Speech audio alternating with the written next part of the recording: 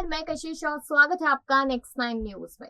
इस रिपोर्ट में बात करें हम रामपुर उम्मीदवार आसिम रजा को लेकर। जी हाँ, बता दें कि समाजवादी पार्टी की तरफ से उन्हें आगे किया गया है, ये जानकारी सब लोगों तक पहुंच चुकी होगी, लेकिन अब वो सुर्खियों में एक बार फिर आ गए हैं तो थोड़ी सी बात करना तो बनता ही है। यहाँ पर बात करें हम उनकी कुछ जमीन को लेकर, कुछ संपत्ति को लेकर, कुछ जिंदगी को लेकर, आलिशान जिंदगी को लेकर।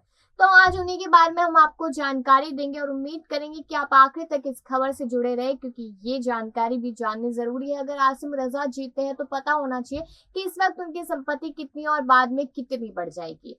तो इस तरीके से बातें यहाँ पर लगातार सामने आ रही है। सबको मालूम है रामपुर और मैनपुरी में अलग अलग दोनों जगह उपचुनाव है। रामपुरी सीट यहाँ पर कही जाती है आजम खान की, अब उनकी विधायकी रद्द हो गई और अब आसिम रजा जो है वो पहले भी चुनावों में उठे थे, हार का सामना करना पड़ा, उन पर एक बार फिर दांव लगाया गया है और वो आजम खान के वफादार माने जाते हैं। वही ये पहली बात। दूसरी बात ये कही जा रही है कि यहाँ पर आजम खान परिवारवाद को नहीं बढ़ाना चाहते थे, इसलिए उन्होंने शायद आसिम रजा का नाम आगे किया अखिलेश के सामने।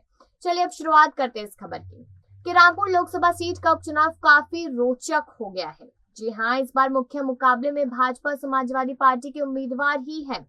यहाँ पर कहा जा रहा है कि बसपा और कांग्रेस ने अपने प्रत्याशी नहीं उतारे थे और सपा ने विधायक आजम खान की करीबी आसिम रजा को भाजपा ने उस समय पर घनश्याम लोधी को प्रत्याशी बनाया था, जिसमें भारी बहुमत से घनश्याम लोधी जीत हासिल करते नजर आए थे। अब सपा प्रत्याशी बने थे उस समय आसिम रजा और इस बार भी है। तो खास बात यह है कि नवाबों के शहर यानी रामपुर में स्कूटर से घूमते हैं। अब नामांकन भरने की बात की जा रही है तो संपत्ति का ब्यौरा भी देना पड़ता है। अब उसमें उनके पास सिर्फ स्कूटर होने का दावा किया गया है, जबकि भाजपा प्रत्याशी उस समय पर घनश्याम लोधी करोड़ों की संपत्ति के मालिक थे। सपा के कद्दावर नेता आजम खान के करीबी सपा प्रत्याशी आसिम रजा नवाबों के शहर रामपुर में स्कूटर से घूमते हैं। उनके पास अपनी कार नहीं है, जबकि उनके मुकाबले चुनाव लड़ रहे भाजपा प्रत्याशी घनश्याम लोधी के पास करोड़ों की संपत्ति थी उस समय पर, और अभी भी आसिम रजा के पास सिर्फ एक स्कूटर है, ऐसा कहा जा रहा है। अब आगे बता दें आपको कि आसिम रजा लंबे समय से शहर विधायक आजम खान के साथ थे, लेकिन वह अभी तक अपनी कार नहीं खरीद पाए।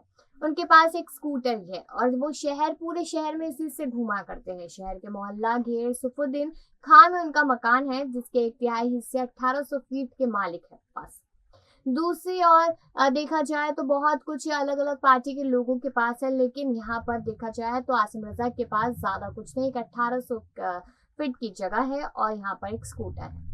इतनी सी संपत्ति यहाँ पर बताई जा रही है आसिम रजा की। लेकिन आगे आपको बता दें कि यहाँ पर यूपी के जब रामपुर लोकसभा सीट पर हुए उपचुनाव में बीजेपी आजम खान के किले में सेंध लगा चुकी है और इस सीट में बीजेपी उम्मीदवार घनश्याम लोधी ने भारी बहुमत से जीत हासिल की थी और एक बार फिर से आसिम रजा को यहाँ पर आगे उतार दिया गया है। अब भी आसिम रजा ने उस समय पर भी काफी इल्जाम लगाए थे। उन्होंने कहा था कि बूथों और मुस्लिम बूथों को प्रशासन ने कैप्चर कर लिया था। उन्होंने जीत की घोषणा पर भी भड़कते हुए कहा था कि जब चुनाव आयोग ने अभी तक घोषणा नहीं की थी तो ये डेटा कहां से आया, क्या मतगणना अधिकारी सीधे हुकूमत पर वोटों के आंकड़े पहुंचा रहे हैं। आसिम रजा ने कहा था कि पुलिस ने बूथ कैप्चर कर लिए थे, भाई साहब वोट नहीं डालने दिए थे। यहाँ से आंकड़े लीजिए, जो मुस्लिम बस्तियां या समाजवादी समर्थक इलाके हैं तो वहां अगर किसी बूथ पर 800 वोट है तो 18 वोट भी नहीं पड़े, कहीं 1 वोट पड़ा, कहीं 10 और कहीं 50। तो इस तरीके से अपनी बातें यहाँ पर कहते नजर आए। ईवीएम पर भी उन्होंने काफी सारे इल्जाम लगाए थे कि चोरी कर लिए गए, उठा लिए गए, लेकिन हमारा जो मेन इस खबर का मकसद था वो यही बताने के लिए था कि आसिम रजा के पास एक स्कूटर और 1800 फीट की एक जगह है। अब ये देखते हैं कि अगर यहाँ पर वो जीत हासिल कर लेते हैं इस बार के चुनावों में तो कितना पैसा और कितनी संपत्ति उनकी बढ़ती हुई नजर आती है। अपनी राय जरूर दीजिएगा और बाकी इसी खबरों के लिए देखते रहिए नेक्स्ट 9 न्यूज।